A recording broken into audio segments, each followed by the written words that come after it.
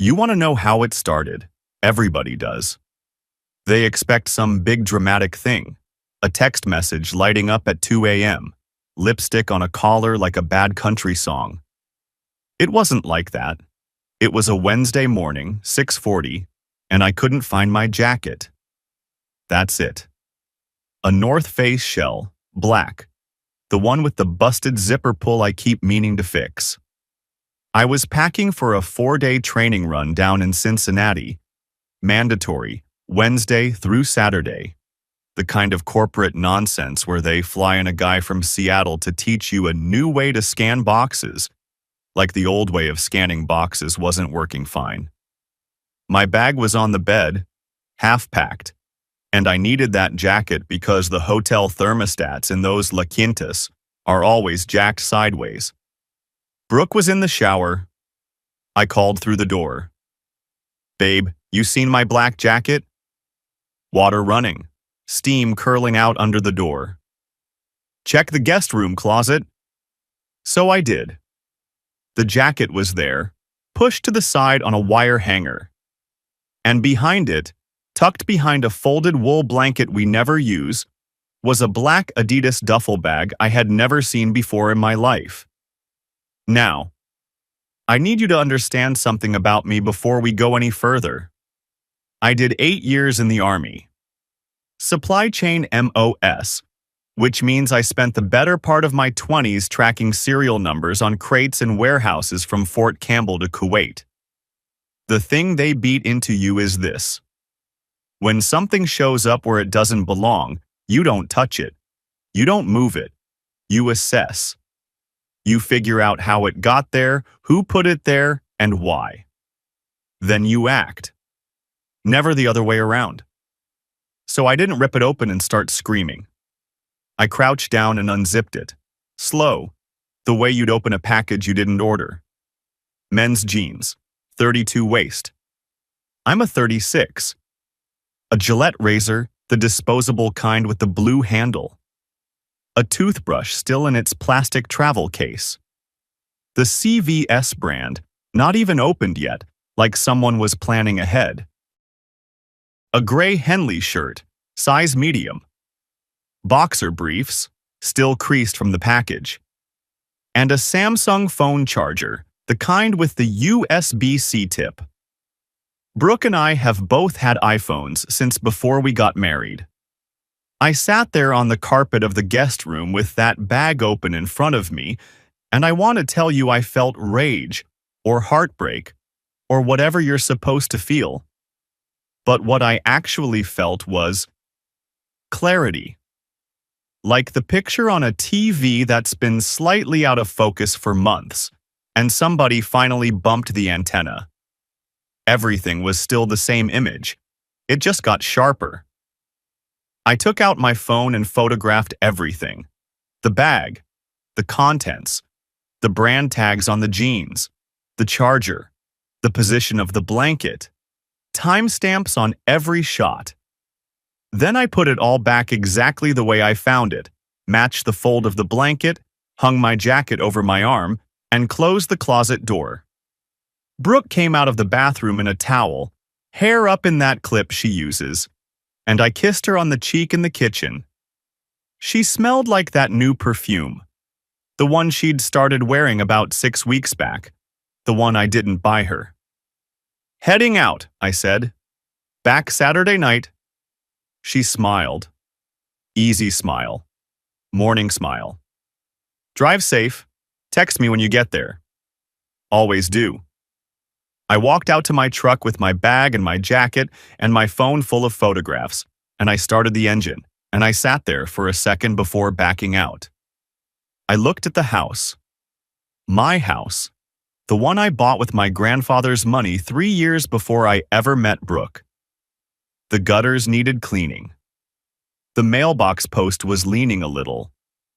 The guest room window faced the backyard, and from the truck I could see the back fence. And the gate. The gate with the latch that opens from the outside. I'd never thought about that before.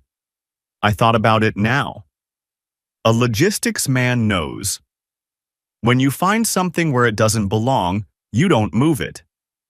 You trace how it got there. I made it about 40 minutes south on I-71 before I pulled off. Marathon Station just outside Wilmington, one of those places with a subway inside that smells like bread and gasoline. I parked at the far end of the lot, away from the pumps, and I sat in the cab of my truck for, I checked later, 22 minutes. I wasn't crying. I wasn't punching the steering wheel. I was running an inventory. That's what I do. That's what I've always done. 2 months back, early March, Brooke switched salons. She'd been at a place in Gahanna for 3 years, good clientele, steady money. Then out of nowhere, she comes home and says she's moving to a new spot called Luxe Beauty Collective, over on the east side. The owner was way more chill. The pay was better.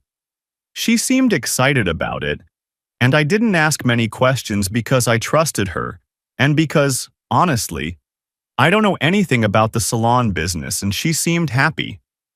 Then the late nights started. Inventory nights, she called them. Once a week, then twice. She'd come home at 9:30, hair still done, smelling like that new perfume. The phone. She used to unlock it right in front of me without thinking. Thumb on the sensor, scrolling through whatever. Then one day I noticed she'd turned away to check a text. Small thing. Barely anything. I didn't mention it. But the passcode changed. I know because I'd used her phone to call mine 100 times when I couldn't find it in the couch cushions, and my thumb knew the old code by muscle memory, and one morning it didn't work. New perfume, new hours, new passcode, new salon. None of it meant a thing by itself. Every single piece had a perfectly reasonable explanation if you looked at it alone. But I don't look at things alone. I look at patterns. I look at systems. And sitting in that truck outside Wilmington with a bag full of another man's underwear photographed on my phone, the pattern was so clean it almost felt professional. I picked up the phone and called the training center in Cincinnati. Told the coordinator I had a stomach flu, couldn't make it, needed to reschedule. She was irritated. I didn't care. Then I called Kyle. Kyle Novak is the only person in my life I'd call a real friend. Not a buddy, not a work acquaintance, a friend. We worked at the same Amazon facility in Columbus. Different shifts, and before that we'd been roommates for 2 years after I got out of the Army. Kyle is the kind of guy who doesn't say much and means all of it. I need to crash at your place for a couple days, I said. Don't ask yet. I'll explain face to face. There was a pause. Kyle doesn't do long pauses. 2 seconds, maybe. Then, doors unlocked, beers in the fridge. I turned the truck around. Kyle's place was a duplex in Westerville, north side of Columbus. The kind of neighborhood where everybody's got a basketball hoop in the driveway, and the loudest thing that happens on a Tuesday night is somebody's dog getting into the trash cans. He was at work when I got there, so I let myself in, sat on his couch, and waited. He got home around 4, dropped his bag by the door, saw me sitting there, and didn't say a word. Just went to the fridge, cracked 2 Yuenglings, handed me one, and sat down across from me. I showed him the photos. Kyle looked through them one by one. Slow. Didn't scroll fast, didn't ask questions. When he got to the end, he set my phone on the coffee table and exhaled through his nose. What do you need? He said. That's Kyle. No speech, no, I'm so sorry, man. No, are you sure? Just, what do you need? I need to know who he is, I said. And I need 2 days to figure out what I'm doing. All right. So that was day 1 of my fake business trip. I kept the cover running clean. Texted Brooke the usual. Training is boring. Hotel room smells like chlorine. Miss you.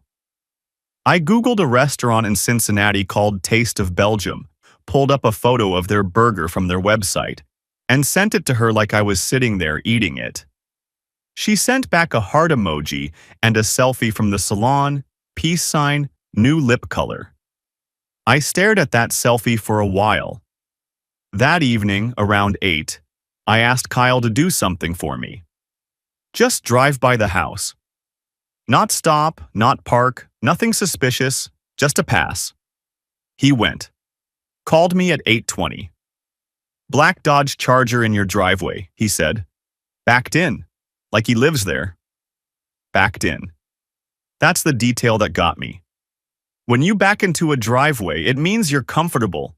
It means you've done it before. Nobody backs into a stranger's driveway. Can you get the plate? Kyle circled the block and came back past. I heard the camera shudder through the phone. Now here's where I need to be honest with you because I know how this sounds in the movies. In the movies, the guy runs the plates like it's nothing. Calls a buddy, boom, name and address. In real life, you cannot run a license plate. Ohio BMV records are not public. You can't just call them up and ask. But I have a cousin, Dustin Cole, Franklin County Sheriff's deputy. I called him and gave him a story. Told him I came home and found a car blocking my driveway. Wanted to leave a note. Could he look it up? Thin excuse, paper thin. Dustin hesitated. I could hear it in the gap before he said, "Give me the number." 5 minutes later, he called back. Trent Lawson, 29. Registered address on East Livingston Avenue. I thanked him. Hung up. And then I did what everybody does. I Googled the guy. Trent Lawson's Instagram was public. That was the first gift. The second gift was that he was one of those guys who posts everything. Fade videos. Lineup time-lapses. Selfies in a bathroom mirror wearing a gold chain and a fresh white tee. And his car, the Charger, black, custom rims, photographed from about 15 different angles like it was his firstborn child. He was a barber. He worked at a place called Kingsman Cuts. And Kingsman Cuts was in the same strip plaza as Luxe Beauty Collective. I actually laughed. Sitting on Kyle's couch at 10 o'clock at night, I laughed out loud. Kyle looked at me from the kitchen doorway and didn't say anything. I kept scrolling. And about 30 posts deep, I found it. A group shot at a bar, 5 or 6 people, Trent in the middle with a drink raised. And in the background, on the right edge of the frame, barely in the picture, was a woman's hand. The hand was holding a cocktail.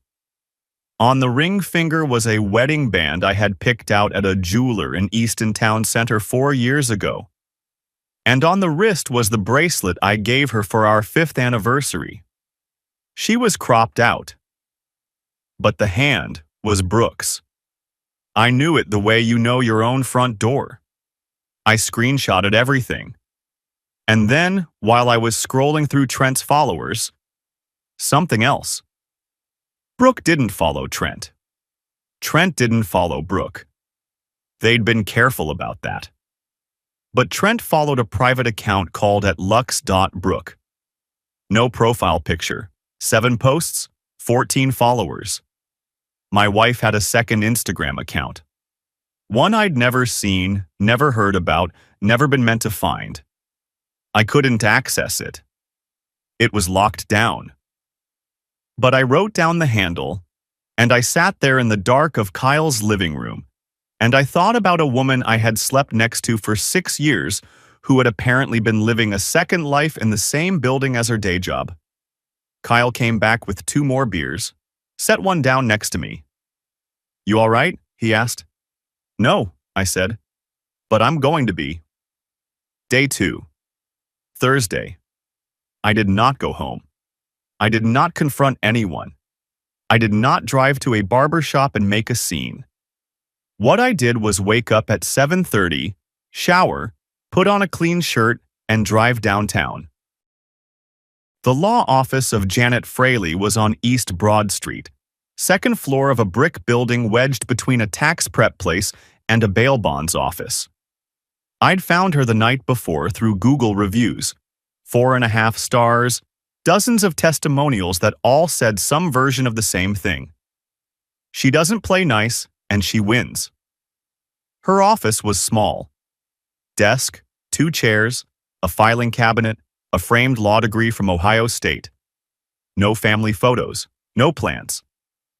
She was mid-40s, short hair, reading glasses on a chain, and she looked at me the way a mechanic looks at a car with a funny noise, like she already knew what was wrong and was just waiting for me to describe the symptoms.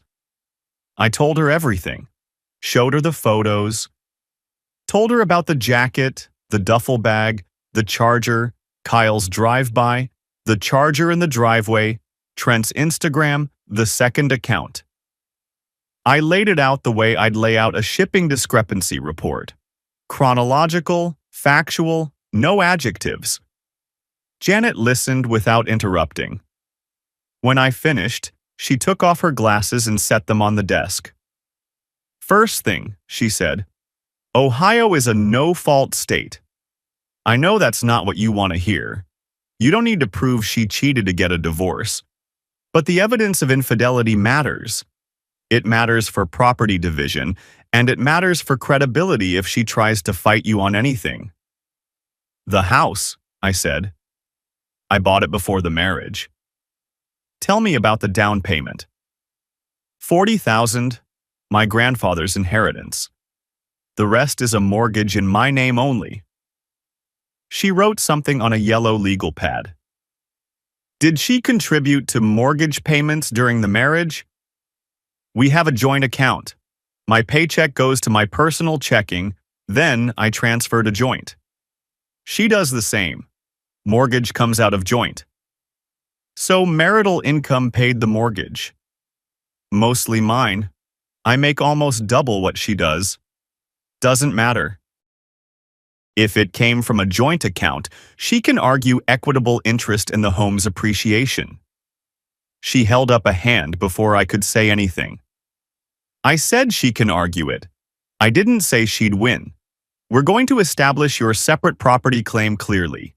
The inheritance, the pre-marriage purchase, the mortgage in your name. It's a strong position. But I need you to do something. What? Nothing. Don't change the locks. Don't move her things out. Don't tell her you know. Don't do anything that looks like you're trying to illegally evict her. The moment you do that, she becomes the victim in front of a judge, and everything you've built falls apart. I nodded. Document everything, she said. Dates, times, photos. If that car shows up again, I want to know about it. I'm going to prepare a petition. When the time comes, we'll file fast and clean. I stood up to leave. She stopped me. Mr. Cole, one more thing. I've been doing this for 17 years.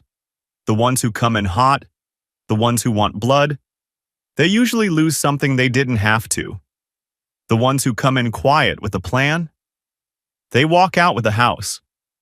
You seem like the quiet kind. I am, I said. From there, I drove to Huntington Bank on High Street. In person, because what I needed to do couldn't be done over the phone. Brooke and I had a joint savings with about $28,000 in it. I also had my personal checking, where my Amazon paycheck landed every 2 weeks. She had hers. We'd always kept that separation, something that had felt practical at the time and now felt like the smartest accident of my life. In Ohio, either party on a joint account can withdraw. I moved $14,000, exactly half, not $1 more, into my personal checking. Got a receipt.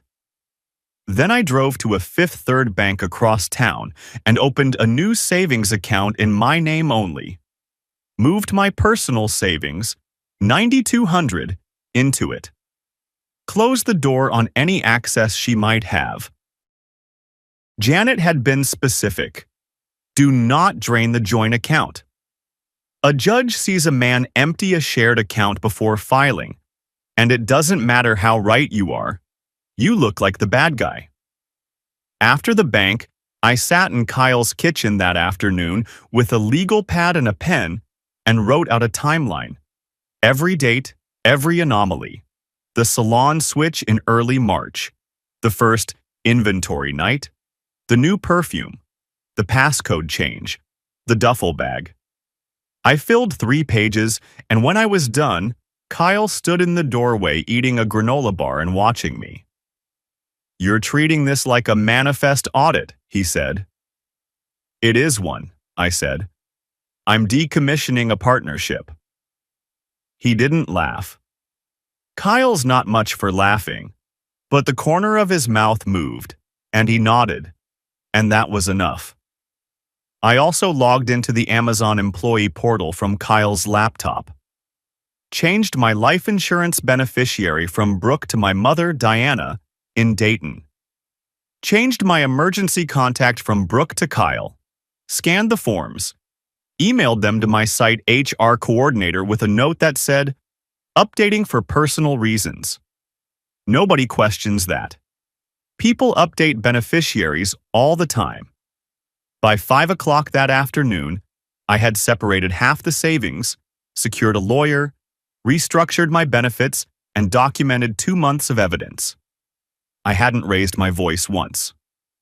Friday evening. I drove home a day early. I pulled into the driveway at 6:30. The charger was gone. The house was quiet. I walked in and Brooke nearly dropped her glass of wine. "You're home early." She was in yoga pants and a tank top, hair down, candles burning on the kitchen counter. House was clean. Not regular clean, but someone was here and we tidied up clean. The throw pillows on the couch were arranged the way she does when company's coming, except company had already left. Trent had walked out with his duffel bag at 11 that morning. I'd seen it happen on the Ring footage just hours ago, lying in Kyle's spare bed, scrolling through the clips. He'd cleared out a full day before I was supposed to come back, giving Brooke plenty of time to erase the evidence. She just didn't know I'd come back even earlier than that. "They cut the training short," I said. "Budget thing, last-minute call." "Oh." She recovered fast, I'll give her that. The surprise drained out of her face and the smile came back. "Well, good, I missed you. You hungry? I was about to make pasta."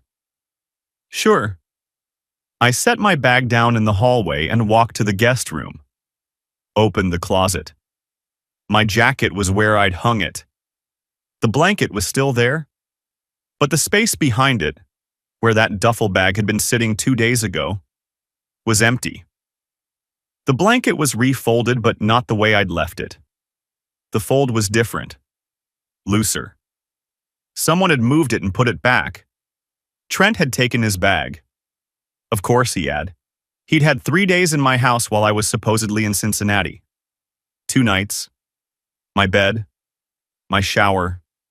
My kitchen. My driveway. And then he'd packed up, hugged my wife at the door like it was their routine, and vanished a day before Saturday so everything would look normal when the husband came home.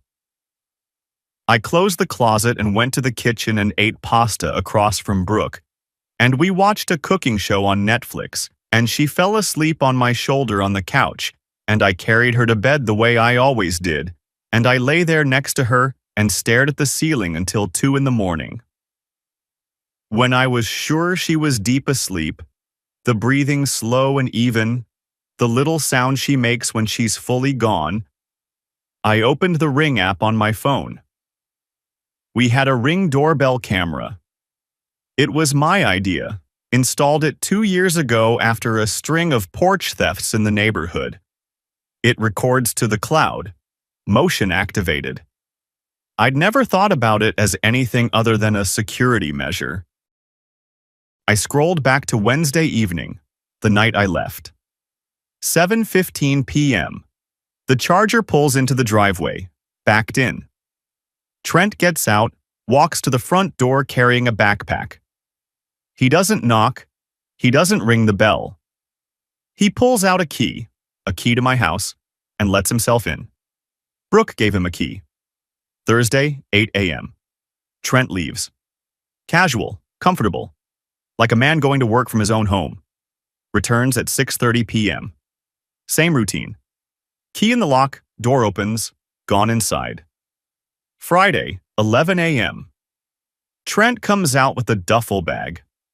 Brooke is in the doorway. She hugs him. Not a quick hug, a long one. The kind where your chin goes over the other person's shoulder and you close your eyes. The kind where two people look like a couple. I saved every clip. Downloaded them to my Google Drive. Copied them to a USB stick I had in my travel bag. Did all of this lying in bed with my phone screen dimmed, while Brooke slept 3 feet away. There was one more thing. In the Thursday morning footage, a FedEx truck pulls up at 10:40 a.m. The driver leaves a package. Brooke comes out and picks it up.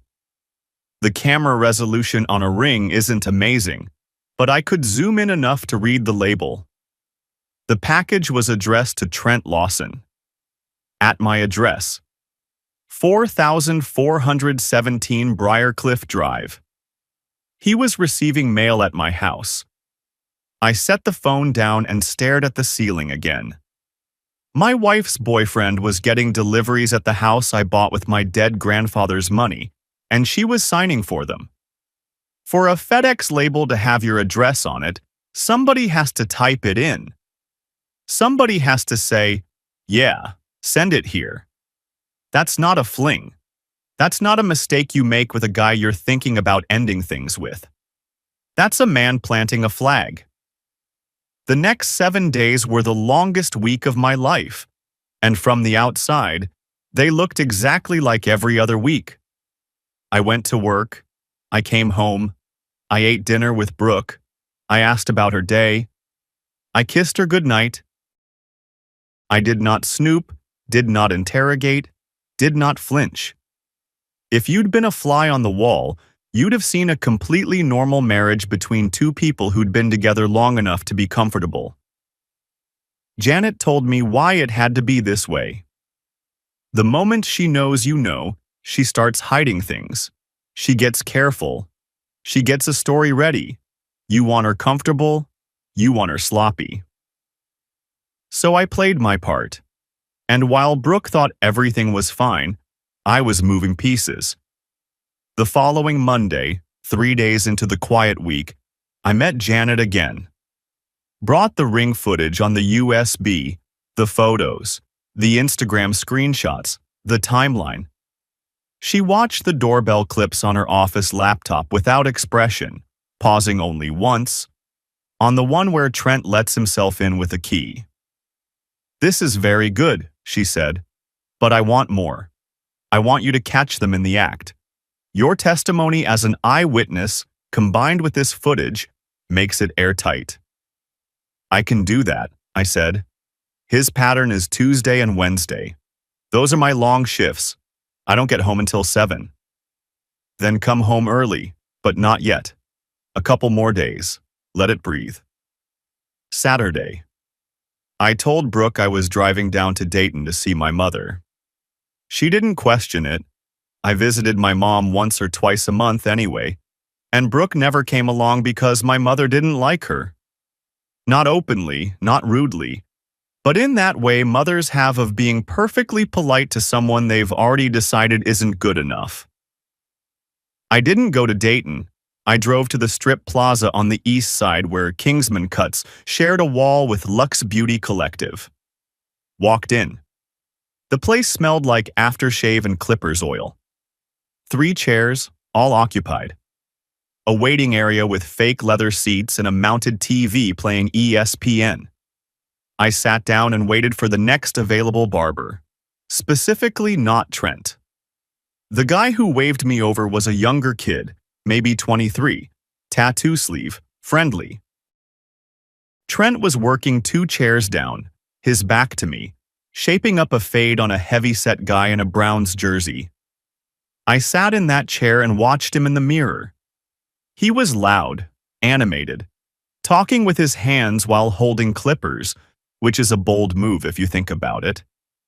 He had a gold chain, the same one from his Instagram, and a fresh pair of Jordans that probably cost more than my truck payment. Everything about him was performance, volume, flash. And then he turned to the barber next to him, not mine, the other one, and said something I will carry with me for a long time. "Nah, bro, I'm about to be set. Shorty's husband is never home, house is paid off, I'm basically living there for free." The other barber laughed. A knowing laugh. The kind where you've heard this story before. Trent grinned, went back to his fade. I sat there and didn't move. My barber was doing the sides, asking me about the length. "That look good?" "Perfect," I said. I paid, tipped $5, and walked out.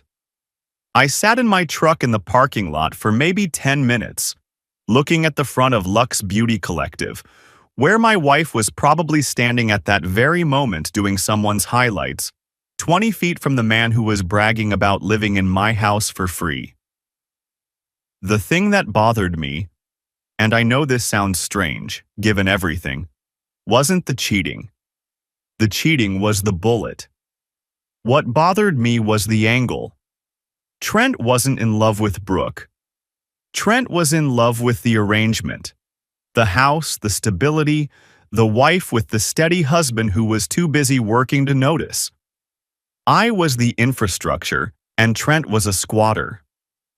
Later that weekend, I did something I probably should have done earlier.